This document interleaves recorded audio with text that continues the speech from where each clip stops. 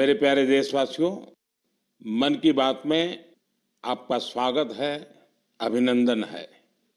इस समय पूरी दुनिया में पेरिस ओलंपिक्स छाया हुआ है। ओलंपिक्स हमारे खिलाड़ियों को विश्व पटल पर तिरंगा लहराने का मौका देता है, देश के लिए कुछ कर गुजरने का मौका देता है। आप भी अपने खिलाड़ियों का उत्साह बढ़ाइए। Cheer for Bharat.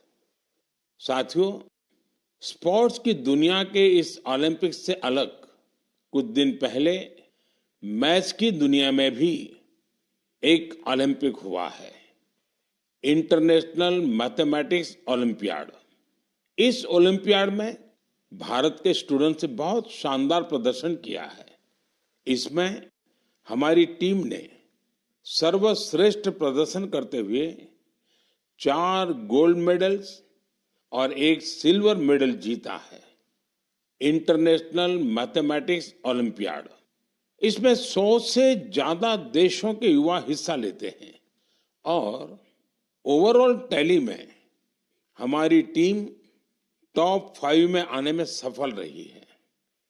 देश का नाम रोशन करने वाले इन स्टूडेंट्स के नाम है पुणे के रहने वाले आदित्य वेंकट गणेश, पुणे के ही सिद्धार्थ चोपड़ा, दिल्ली के अर्जुन गुप्ता, ग्रेटर नोएडा के कनव तलवार, मुंबई के रुशिल माथुर और गुवाहाटी के आनंदो भादुरी। साथियों, आज मन की बात में मैंने इन युवा विजेताओं को विशेष तौर पर आमंत्रित किया है। ये सभी इस समय फोन पर हमारे साथ जुड़े हुए हैं। नमस्ते साथियों, मन की बात में आप सभी साथियों का बहुत बहुत स्वागत है। आप सभी कैसे हैं? हम ठीक है सर। अच्छा साथियों, मन की बात के जरिए देशवासी आप सभी के एक्सपीरियंसेस जानने को बहुत उत्सुक है। मैं शुरुआत करता हूं आदित्य और सिद्धार्थ से। आप लोग पुणे में हैं। सबसे पहले मैं आपसे ही शुरू करता हूं। ओलंपियाड के दौरान आपने जो अनुभव किया उसे हम सभी के साथ शेयर कीजिए। मुझे मैथ्स में छोटे से इंटरेस्ट था। मुझे 5th स्टैंडर्ड में प्रकाश सर के टीचर ने सिखाया था और उन्होंने मेरे मैथ्स में इंटरेस्ट बढ़ाया था। मुझे कुछ सीखना मिला और मुझे करने को अपॉर्चुनिटी मिला था। आपके साथी का क्या कहना है? मैं सिद्धार्थ हूँ, मैं पुणे से हूँ। मैं भी क्लास 12 पास किया हूँ। ये मेरा सेकंड टाइम था आईएमओ में। मुझे भी छोटे से बहुत इंटरेस्ट था मैथ्स में और आदित्य के साथ जब मैं 6th में था, एम प्रकाश सर ने हम दोनों को ट्रेन किया था और बहुत हेल्प हुआ था हमको। और अभी मैं कॉलेज के लिए CMI जा रहा हूँ और मैथ्स एंड CS परस्यू कर रहा हूँ। अच्छा, मुझे बताया गया है कि अर्जुन इस समय गांधीनगर में है और कनव तो ग्रेटर नोएडा के ही है। अर्जुन और कनव, हमने ओलंपियाड को लेकर जो चर्चा की, लेकिन आप दोनों हमें अपनी तैयारी से जुड़ा कोई विषय और कोई विशेष अनुभव अगर बताएंगे तो हमारे श्रोताओं को अच्छा लगेगा। नमस्ते सर, जय हिंद। मैं अर्जुन बोल रहा हूँ। जय हिंद अर्जुन। मैं दिल्ली में रहता हूँ और मेरी मदर श्रीमती आशा गुप्ता फिजिक्स की प्रोफेसर हैं दिल्ली यूनिवर्सिटी में और मेरे father Shri Amit Gupta chartered accountant है। मैं भी बहुत गौरवान्वित महसूस कर रहा हूँ कि मैं अपने देश के प्रधानमंत्री से बात कर रहा हूँ और सबसे पहले मैं अपनी सफलता का श्रेय अपने माता पिता को देना चाहूँगा। मुझे लगता है कि जब एक परिवार में कोई सदस्य एक ऐसे कंपटीशन की तैयारी कर रहा होता है तो केवल उस सदस्य का संघर्ष नहीं होता, पूरे परिवार का संघर्ष होता है। एसेंशियली हमारे पास जो हमारा पेपर होता है उसमें हमारे पास 3 प्रॉब्लम्स के लिए 4.5 घंटे होते हैं, तो एक प्रॉब्लम के लिए 1.5 घंटा। तो हम समझ सकते हैं कि कैसे हमारे पास एक प्रॉब्लम को सॉल्व करने के लिए कितना समय होता है। तो हमें घर पे काफी मेहनत करनी पड़ती है, हमें प्रॉब्लम्स के साथ घंटों लगाने पड़ते हैं। कभी कभार तो एक एक प्रॉब्लम के साथ 1 दिन या यहाँ तक कि 3 दिन भी लग जाते हैं। तो इसके लिए हमें ऑनलाइन प्रॉब्लम्स ढूंढनी होती हैं। हम पिछले साल की प्रॉब्लम ट्राई करते हैं और ऐसे जैसे हम धीरे धीरे मेहनत करते जाते हैं उससे हमारा एक्सपीरियंस बढ़ता है। हमारी सबसे ज़रूरी चीज़ हमारी प्रॉब्लम सॉल्विंग एबिलिटी बढ़ती है, जो ना कि हमें मैथमेटिक्स में बल्कि जीवन के हर एक क्षेत्र में मदद करती है। अच्छा, मुझे कनौत बता सकते हैं कि कोई विशेष अनुभव हो इस सारी तैयारी में, कोई खास जो हमारे नौजवान साथियों को बड़ा अच्छा लगे जान करके? मेरा नाम कनव तलवार है। मैं ग्रेटर नोएडा उत्तर प्रदेश में रहता हूँ और कक्षा 11वीं का छात्र हूँ। मैथ्स मेरा पसंदीदा सब्जेक्ट है और मुझे बचपन से मैथ्स बहुत पसंद है। बचपन में मेरे पिता मुझे पजल्स कराते थे, जिससे मेरा इंटरेस्ट बढ़ता गया। मैंने ओलंपियाड की तैयारी 7th क्लास से शुरू की थी, जिसमें मेरी सिस्टर का बहुत बड़ा योगदान है और मेरे पेरेंट्स ने भी हमेशा मुझे सपोर्ट किया। ये ओलंपियाड HPCSE कंडक्ट कराता है और ये एक 5 स्टेज प्रोसेस होता है। पिछले साल मेरा टीम में नहीं हुआ था और मैं काफ़ी करीब था और ना होने पर बहुत दुखी था। तब मेरे पेरेंट्स ने मुझे सिखाया कि या हम जीतते हैं या हम सीखते हैं, और सफ़र मायने रखता है, सफलता नहीं। तो मैं यही कहना चाहता हूँ कि love what you do and do what you love. सफ़र मायने रखता है, सफलता नहीं। और हमें सक्सेस मिलते रहेगा अगर हम अपने सब्जेक्ट से प्यार करें और जर्नी को एंजॉय करें। तो कहना आप तो मैथमेटिक्स में भी इंटरेस्ट रखते हो और बोलते हैं ऐसे जैसे आपको साहित्य में भी रुचि है। जी सर, मैं बचपन में डिबेट्स और ओरेटिंग्स भी करता था। अच्छा, अब आइए हम आनंदो से बात करते हैं। आनंदो, आप अभी गुवाहाटी में हैं और आपका साथी रुशील आप मुंबई में हैं। मेरे आप दोनों से एक क्वेश्चन है। देखिए, मैं परीक्षा पे चर्चा तो करता ही रहता हूँ और परीक्षा पे चर्चा के अलावा अन्य कार्यक्रमों में भी मैं स्टूडेंट से संवाद करता रहता हूँ। बहुत से छात्रों को मैथ से इतना डर लगता है, नाम सुनते ही घबरा जाते हैं। आप बताइए कि मैथ से दोस्ती कैसे की जाए? सर, मैं रुशिल माथुर हूँ। जब हम छोटे होते हैं और हम पहली बार एडिशन सीखते हैं, हमें कैरी फॉरवर्ड समझाया जाता है, पर हमें कभी ये समझाया नहीं जाता कि कैरी फॉरवर्ड होता क्यों है। जब हम कंपाउंड इंटरेस्ट पढ़ते हैं, हम ये क्वेश्चन कभी नहीं पूछते कि ये कंपाउंड इंटरेस्ट का फॉर्मूला आता कहाँ से। मेरा मानना ये है कि मैथ्स एक्चुअली एक सोचने और प्रॉब्लम सॉल्विंग की एक कला है, और इसलिए मुझे ये लगता है कि अगर हम सब मैथमेटिक्स में एक नया क्वेश्चन जोड़ दें, तो ये क्वेश्चन है कि हम ये क्यों कर रहे हैं, ये ऐसे क्यों होता है। तो आई थिंक इससे मैथ्स में बहुत इंटरेस्ट बढ़ सकता है लोगों का, क्योंकि जब किसी चीज को हम समझ नहीं पाते, उससे हमें डर लगने लगता है। इसके अलावा मुझे ये भी लगता है कि मैथ्स, सब सोचते हैं, एक बहुत लॉजिकल सा सब्जेक्ट है, पर इसके अलावा मैथ्स में बहुत क्रिएटिविटी भी इम्पोर्टेंट होती है, क्योंकि क्रिएटिविटी से ही हम out of the box solution सोच पाते हैं, जो ओलंपियाड्स में बहुत यूजफुल होते हैं। और इसलिए मैथ ओलंपियाड्स का भी बहुत इम्पोर्टेंट रेलेवेंस है मैथ्स के इंटरेस्ट बढ़ाने के लिए। आनंदो, कुछ कहना चाहेंगे? नमस्ते पीएम जी, मैं आनंद खैरव गुवाहाटी से। मैं भी अभी 12वीं कक्षा पास किया हूँ। यहाँ के लोकल ओलंपियाड में 6th और 7th में करता था, वहाँ से ही हुई। ये मेरी दूसरी आयामो थी, दोनों आयाम ही बहुत अच्छे लगे। मैं रुशिल जो कहा उससे मैं सहमत हूँ, और मैं ये भी कहना चाहूँगा कि जिन्हें मैथ से डर है उन्हें धैर्य की बहुत जरूरत है। कि हमें मैथ जैसे पढ़ाया जाता है, क्या होता है, एक फार्मूला दिया जाता है, वो रटा जाता है, फिर उस फार्मूला से ही 100 सवाल ऐसे करने पड़ते हैं, लेकिन फार्मूला समझे कि नहीं वो नहीं देखा जाता। सिर्फ सवाल करते ही जाओ, फार्मूला भी रटा जाएगा, और फिर एग्जाम में अगर फार्मूला भूल गया तो क्या करेगा। इसलिए मैं कहूँगा कि फार्मूला को समझो, जो रुशिल कहा था, तो धैर्य से देखो। अगर फार्मूला ठीक से समझे तो 100 सवाल नहीं करने पड़ेंगे, 1-2 सवाल से ही हो जाएंगे, और मैथ्स को डरना भी नहीं है। आदित्य और सिद्धार्थ, आप जब शुरू में बात कर रहे थे तब ठीक से बात हो नहीं पाई। अब इन सारे साथियों को सुनने के बाद आपको भी जरूर लगता है कि आप भी कुछ कहना चाहते होंगे। क्या आप अपने अनुभव अच्छे ढंग से शेयर कर सकते हैं? बहुत सारे दूसरे देशों से इंटरैक्ट किया था, बहुत सारे कल्चर्स थे, और बहुत अच्छा था दूसरे स्टूडेंट्स से इंटरैक्ट करने के, और बहुत सारे फेमस मैथमेटिशियंस थे। हाँ आदित्य। बहुत अच्छा एक्सपीरियंस था हमें।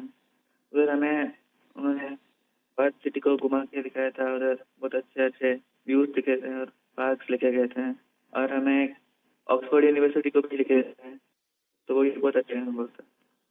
चलिए साथियों, मुझे बहुत अच्छा लगा आप लोगों से बात करके, और मैं आपको बहुत बहुत शुभकामनाएं देता हूं, क्योंकि मैं जानता हूं इस प्रकार के खेल के लिए काफ़ी फोकस एक्टिविटी करनी पड़ती है, दिमाग खपा देना पड़ता है, और परिवार के लोग भी कभी कभी तंग आते हैं कि ये क्या गुणा भाग करता रहता है। लेकिन मेरी तरफ से आपको बहुत बहुत शुभकामनाएं हैं। आपने देश का मान बढ़ाया है, नाम बढ़ाया है। धन्यवाद दोस्तों। Thank you. धन्यवाद। Thank you. Thank you sir. जय हिंद। जय हिंद। जय हिंद। आप सभी स्टूडेंट से बात करके आनंद आ गया। मन की बात से जुड़ने के लिए आप सभी का बहुत बहुत धन्यवाद। मुझे विश्वास है कि मैथ्स के इन युवा महारथियों को सुनने के बाद दूसरे युवाओं को मैथ्स को एंजॉय करने की प्रेरणा मिलेगी। मेरे प्यारे देशवासियों, मन की बात में अब मैं उस विषय को साझा करना चाहता हूं जिसे सुनकर हर भारतवासी का सिर गर्व से ऊंचा हो जाएगा। लेकिन इसके बारे में बताने से पहले मैं आपसे एक सवाल करना चाहूंगा। क्या आपने चराई देऊ मैदान का नाम सुना है? अगर नहीं सुना तो अब आप ये नाम बार बार सुनेंगे और बड़े उत्साह से दूसरों को बताएंगे। असम के चराई देऊ मैदान को यूनेस्को वर्ल्ड हेरिटेज साइट में शामिल किया जा रहा है। इस लिस्ट में यह भारत की 43वीं लेकिन नॉर्थ ईस्ट की पहली साइट होगी। साथियों, आपके मन में ये सवाल जरूर आ रहा होगा कि चराई देऊ मैदान आखिर है क्या और ये इतना खास क्यों है? चराई देऊ का मतलब है shining city on the hills, यानी पहाड़ी पर एक चमकता शहर। ये अहोम राजवंश की पहली राजधानी थी। अहोम राजवंश के लोग अपने पूर्वजों के शव और उनकी कीमती चीजों को पारंपरिक रूप से मैदान में रखते थे। मैदान टीले नुमा एक ढांचा होता है जो ऊपर मिट्टी से ढका होता है और नीचे एक या उससे ज्यादा कमरे होते हैं। ये मैदान अहोम साम्राज्य के दिवंगत राजाओं और गणमान्य लोगों के प्रति श्रद्धा का प्रतीक है। अपने पूर्वजों के प्रति सम्मान प्रकट करने का ये तरीका बहुत यूनिक है। इस जगह पर सामुदायिक पूजा भी होती थी। साथियों, अहोम साम्राज्य के बारे में दूसरी जानकारियां आपको और हैरान करेगी। 13वीं शताब्दी के शुरू होकर यह साम्राज्य 19वीं शताब्दी की शुरुआत तक चला। इतने लंबे कालखंड तक एक साम्राज्य का बने रहना बहुत बड़ी बात है। शायद अहोम साम्राज्य के सिद्धांत और विश्वास इतने मजबूत थे कि उसने इस राजवंश को इतने समय तक कायम रखा। मुझे याद है कि इसी वर्ष 9 मार्च को मुझे अदम्य साहस और शौर्य के प्रतीक महान अहोम योद्धा लसित बोरफुकन की सबसे ऊंची प्रतिमा के अनावरण का सौभाग्य मिला था। इस कार्यक्रम के दौरान अहोम समुदाय आध्यात्मिक परंपरा का पालन करते हुए मुझे अलग ही अनुभव हुआ था। लसित मैदान में अहोम समुदाय के पूर्वजों को सम्मान देने का सौभाग्य मिलना मेरे लिए बहुत बड़ी बात है। अब चराई देऊ मैदान के वर्ल्ड हेरिटेज साइट बनने का मतलब होगा कि यहां पर और अधिक पर्यटक आएंगे। आप भी भविष्य के अपने ट्रैवल प्लान्स में इस साइट को जरूर शामिल करिएगा। साथियों, अपनी संस्कृति पर गौरव करते हुए ही कोई देश आगे बढ़ सकता है। भारत में भी इस तरह के बहुत सारे प्रयास हो रहे हैं। ऐसा ही एक प्रयास है प्रोजेक्ट परी।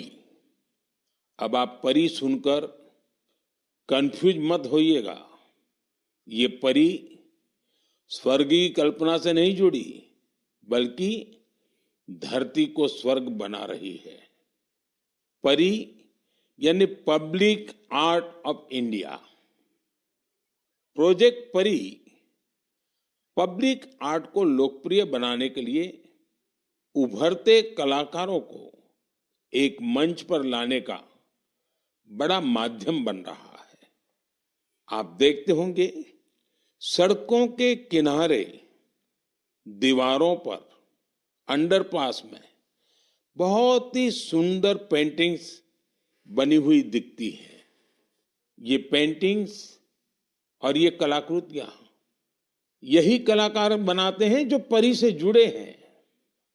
इससे जहां हमारे सार्वजनिक स्थानों की सुंदरता बढ़ती है, वहीं हमारे कल्चर को और ज्यादा पॉपुलर बनाने में भी मदद मिलती है। उदाहरण के लिए दिल्ली के भारत मंडपम को ही लीजिए। यहां देश भर के अद्भुत आर्टवर्क्स आपको देखने को मिल जाएंगे। दिल्ली में कुछ अंडरपास और फ्लाईओवर पर भी आप ऐसे खूबसूरत पब्लिक आर्ट देख सकते हैं। मैं कला और संस्कृति प्रेमियों से आग्रह करूंगा कि वे भी पब्लिक आर्ट पर और काम करें। ये हमें अपनी जड़ों पर गर्व करने की सुखद अनुभूति देगा। मेरे प्यारे देशवासियों, मन की बात में अब बात रंगों की, ऐसे रंगों की जिन्होंने हरियाणा के रोहतक जिले की 250 से ज्यादा महिलाओं के जीवन में समृद्धि के रंग भर दिए हैं। हथकरघा उद्योग से जुड़ी ये महिलाएं पहले छोटी छोटी दुकानें और छोटे मोटे काम कर गुजारा करती थी, लेकिन हर किसी में आगे बढ़ने की इच्छा तो होती ही होती है। इसलिए इन्होंने उन्नति सेल्फ हेल्प ग्रुप से जुड़ने का फैसला किया और इस ग्रुप से जुड़कर उन्होंने ब्लॉक प्रिंटिंग और रंगाई में ट्रेनिंग हासिल की। कपड़ों पर रंगों का जादू बिखेरने वाली ये महिलाएं आज लाखों रुपये कमा रही है। इनके बनाए बेड कवर, साड़ियां और दुपट्टों की बाजार में भारी मांग है। साथियों, रोहतक की इन महिलाओं की तरह देश के अलग अलग हिस्सों में कारीगर हैंडलूम को लोकप्रिय बनाने में जुटी हैं। चाहे ओडिशा की संबलपुरी साड़ी हो, चाहे एमपी की माहेश्वरी साड़ी हो, महाराष्ट्र की पैठणी या विदर्भ के हैंड ब्लॉक प्रिंट्स हो, चाहे हिमाचल के भुट्टिकों के शॉल और ऊनी कपड़े हो, या फिर जम्मू कश्मीर के कनी शॉल हो, देश के कोने कोने में हैंडलूम कारीगरों का काम छाया हुआ है। और आप ये तो जानते ही होंगे, कुछ ही दिन बाद 7 अगस्त को हम नेशनल हैंडलूम डे मनाएंगे। आजकल जिस तरह हैंडलूम उत्पादों ने लोगों के दिलों में अपनी जगह बनाई है, वो वाकई बहुत सफल है, जबरदस्त है। अब तो कई निजी कंपनियां भी एआई के माध्यम से हैंडलूम उत्पाद और सस्टेनेबल फैशन को बढ़ावा दे रही है। Kosha AI, handloom India, D junk, Nova tax, Brahmaputra fables, ऐसे कितने ही स्टार्टअप भी हैंडलूम उत्पादों को लोकप्रिय बनाने में जुटे हैं। मुझे ये देखकर भी अच्छा लगा कि बहुत से लोग अपने यहाँ के ऐसे लोकल प्रोडक्ट्स को पॉपुलर बनाने में जुटे हैं। आप भी अपने लोकल प्रोडक्ट्स को #MyProductMyPride के नाम से सोशल मीडिया पर अपलोड करें। आपका ये छोटा सा प्रयास अनेकों लोगों की जिंदगी बदल देगा। साथियों, हैंडलूम के साथ साथ मैं खादी की बात भी करना चाहूंगा। आप में से ऐसे कई लोग होंगे जो पहले कभी खादी के उत्पादों का उपयोग नहीं करते थे, लेकिन आज बड़े गर्व से खादी पहनते हैं। मुझे ये बताते हुए भी आनंद आ रहा है, खादी ग्रामोद्योग का कारोबार पहली बार 1.5 लाख करोड़ रुपए के पार पहुंच गया है। सोचिए, 1.5 लाख करोड़ रुपए। और जानते हैं खादी की बिक्री कितनी बढ़ी है? 400%। खादी की, हैंडलूम की ये बढ़ती हुई बिक्री बड़ी संख्या में रोजगार के नए अवसर भी बना रही है। इस इंडस्ट्री से सबसे ज्यादा महिलाएं जुड़ी हैं, तो सबसे ज्यादा फायदा भी उन्हीं को हो रहा है। मेरा तो आपसे फिर एक आग्रह है, आपके पास भांति भांति के वस्त्र होंगे और आपने अब तक खादी के वस्त्र नहीं खरीदे, तो इस साल से शुरू कर लें। अगस्त का महीना आ ही गया है।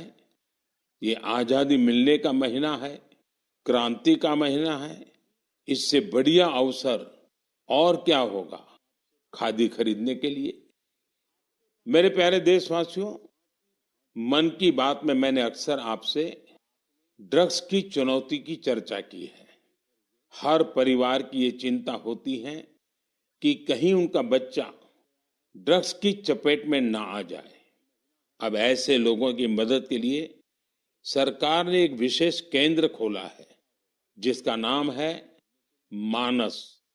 ड्रग्स के खिलाफ लड़ाई में ये बहुत बड़ा कदम है। कुछ दिन पहले ही मानस की हेल्पलाइन और पोर्टल को लॉन्च किया गया है। सरकार ने एक टोल फ्री नंबर 1933 जारी किया है। इस पर कॉल करके कोई भी जरूरी सलाह ले सकता है या फिर रिहेबिलिटेशन से जुड़ी जानकारी ले सकता है। अगर किसी के पास ड्रग्स से जुड़ी कोई दूसरी जानकारी भी है, तो वो इसी नंबर पर कॉल करके नारकोटिक्स कंट्रोल ब्यूरो के साथ साझा भी कर सकते हैं। मानस के साथ साझा की गई हर जानकारी गोपनीय रखी जाती है। भारत को ड्रग्स फ्री बनाने में जुटे सभी लोगों से, सभी परिवारों से, सभी संस्थाओं से मेरा आग्रह है कि मानस हेल्पलाइन का भरपूर उपयोग करें। मेरे प्यारे देशवासियों, कल दुनिया भर में टाइगर डे मनाया जाएगा। भारत में तो टाइगर्स, बाघ हमारी संस्कृति का अभिन्न हिस्सा रहा है। हम सब बाघों से जुड़े किस्से कहानियां सुनते हुए ही बड़े हुए हैं। जंगल के आसपास के गांव में तो हर किसी को पता होता है कि बाघ के साथ तालमेल बिठाकर कैसे रहना है। हमारे देश में ऐसे कई गांव हैं जहां इंसान और बाघ के बीच कभी टकराव की स्थिति नहीं आती, लेकिन जहां ऐसी स्थिति आती है, वहां भी बाघों के संरक्षण के लिए अभूतपूर्व प्रयास हो रहे हैं। जन भागीदारी का ऐसा ही एक प्रयास है कुल्हाड़ी बंद पंचायत। राजस्थान के रणथंभौर से शुरू हुआ कुल्हाड़ी बंद पंचायत अभियान बहुत दिलचस्प है। स्थानीय समुदायों ने स्वयं इस बात की शपथ ली है कि जंगल में कुल्हाड़ी के साथ नहीं जाएंगे और पेड़ नहीं काटेंगे। इस एक फैसले से यहाँ के जंगल एक बार फिर से हरे भरे हो रहे हैं और बाघों के लिए बेहतर वातावरण तैयार हो रहा है। साथियों, महाराष्ट्र का ताडोबा अंधारी टाइगर रिजर्व बाघों के प्रमुख बसेरों में से एक है। यहाँ के स्थानीय समुदायों, विशेषकर गोंड और माना जनजाति के हमारे भाई बहनों ने इको टूरिज्म की ओर तेजी से कदम बढ़ाए हैं। उन्होंने जंगल पर अपनी निर्भरता को कम किया है ताकि यहाँ बाघों की गतिविधियां बढ़ सकें। आपको आंध्र प्रदेश में नल्ला मलाई की पहाड़ियों पर रहने वाले चेंचू जनजाति के प्रयास भी हैरान कर देंगे। उन्होंने टाइगर ट्रैकर्स के तौर पर जंगल में वन्य जीवों के मूवमेंट की हर जानकारी जमा की। इसके साथ ही वे इस क्षेत्र में अवैध गतिविधियों की निगरानी भी करते रहे हैं। इसी तरह उत्तर प्रदेश के पीलीभीत में चल रहा बाघ मित्र कार्यक्रम भी बहुत चर्चा में है। इसके तहत स्थानीय लोगों को बाघ मित्र के रूप में काम करने की ट्रेनिंग दी जाती है। ये बाघ मित्र इस बात का पूरा ध्यान रखते हैं कि बाघों और इंसानों के बीच टकराव की स्थिति न बने। देश के अलग अलग हिस्सों में इस तरह के कई प्रयास जारी हैं। मैंने यहाँ कुछ ही प्रयासों की चर्चा की है, लेकिन मुझे खुशी है कि जन भागीदारी बाघों के संरक्षण में बहुत काम आ रही है। ऐसे प्रयासों की वजह से ही भारत में बाघों की आबादी हर साल बढ़ रही है। आपको ये जानकर खुशी और गर्व का अनुभव होगा कि दुनिया भर में जितने बाघ हैं, उनमें से 70% बाघ हमारे देश में है। सोचिए, 70% बाघ। तभी तो हमारे देश के अलग अलग हिस्सों में कई टाइगर सेंचुरी है। साथियों, बाघ बढ़ने के साथ साथ हमारे देश में वन क्षेत्र भी तेजी से बढ़ रहा है। इसमें भी सामुदायिक प्रयासों से बड़ी सफलता मिल रही है। पिछले मन की बात कार्यक्रम में आपसे एक पेड़ मां के नाम कार्यक्रम की चर्चा की थी। मुझे खुशी है कि देश के अलग अलग हिस्सों में बड़ी संख्या में लोग इस अभियान से जुड़ रहे हैं। अभी कुछ दिन पहले स्वच्छता के लिए प्रसिद्ध इंदौर में एक शानदार कार्यक्रम हुआ।